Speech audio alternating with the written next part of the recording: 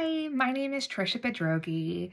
I am currently a middle school social studies teacher at a small private school in Phoenix, Arizona. And this is actually my first year in education out here in Arizona, but eighth year all in all in the classroom. I did several years overseas, several years in the DC, Northern Virginia area, and have experiences ranging from students with all kinds of needs. Social emotional behavior issues, refugees, all the way to ELL, and then your regular accommodations that you see in typical classrooms.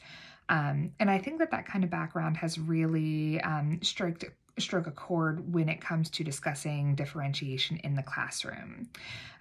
When I was in college, differentiation was typically taught as visual, auditory, and kinesthetic learners, and that those are your three learning types. Those are the ones that you need to accommodate for in each of your lessons. Make sure you incorporate something for those different learners in your lessons.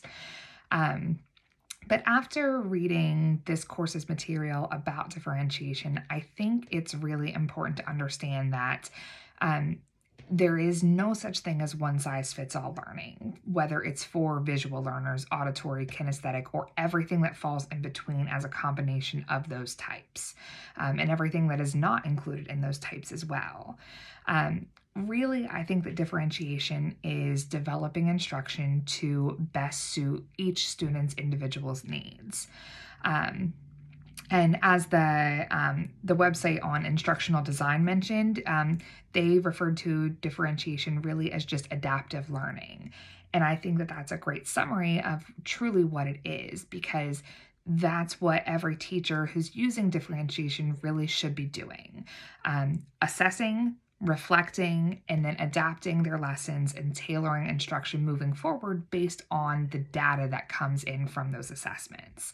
And that's really what it is, best practices in teaching of how to make sure that students are in fact achieving what we set out for them to do, that they are in fact reaching those objectives, reaching those goals, benchmarks, standards, however it is that they're being assessed, that we are being effective in the classroom for every student. And I think that differentiation is really so important in the classroom because of the fact that typically in the old school model, when you're looking at the one-size-fits-all education, a lot of students that didn't fit into that mold were made to feel that there was something wrong with them, that they were not good learners, that they were not capable of learning or learning well. And to know now what we know about brain-based research, and that, according to the textbook, only 10% of human brains are really considered normal. The rest of them are in need of some sort of instructional assistance or some sort of help in their learning process. And the fact that that is the norm, that's the majority of human brains, I think really speaks to how important differentiating instruction in the classroom truly is to ensure that we are supporting and giving each student what they truly need. Now, Carol Ann Tomlinson mentioned in her video that teachers typically resist the idea of differentiation because it's seen as too much work put on the teachers to do that.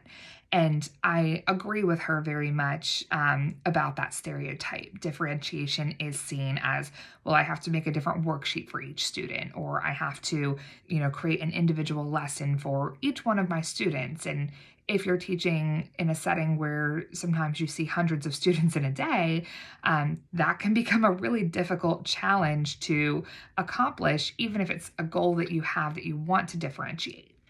And so some of the strategies that I personally have used and am trying to be more cognizant to work in that are still fairly minimal, or at least not more effort. It's a work smarter, not harder type of approach. Some of the ones that I really like to use are strategic grouping. I partner students based on needs, based on if they are high level. I usually partner them with a student that is in need of more review and assistance. The higher level student gets reinforcement by being able to teach and being able to bring that information to the other student and explain it clearly. And then the younger student as well, they get that support from one of their peers. They still get the social emotional development. And so it is still an interactive learning process without me being the teacher standing up at the podium telling them what they need to know. It's definitely much more of a facilitator role to use those types of strategies. I also am a big believer in project-based learning. I think that that's one of the best things to come out of brain-based research and differentiated instruction is giving students the choice and control over how they're assessed, rather than your typical, standardized multiple choice test that is so fluid and fluctuating based on the student's performance that day, the time of day that they're taking the test, or how many answers they were just guessing. Giving them the opportunity and variety of ways that they can truly demonstrate their mastery of that content, especially for social studies, I think is a really important step to take in towards creating an inclusive and differentiated classroom. And as far as engagement and how it relates to brain-based learning in the professional setting, I think that as teachers continue to work together in PLCs and the professional learning communities and develop these cohesive plans for all of their students, I think that that can really cut down on the amount of time that we spend in class reteaching content. Because if we differentiate well the first time around, and if we truly give students what they need to achieve the goals that we're setting, then there's not going to be as much time left to go back and review and reteach and reassess, because the students will pick it up better the first time through. And so I think that that's really the whole goal of moving in that direction of including more differentiation for more types of learners, to really to the point that every student has exactly what they need in class to learn and succeed. It may be unconventional to what some traditional teachers are used to, and it may require a little bit of flexibility and adapting and trial and error on the part of the teachers based on how well they know their students and what works for each of those individuals.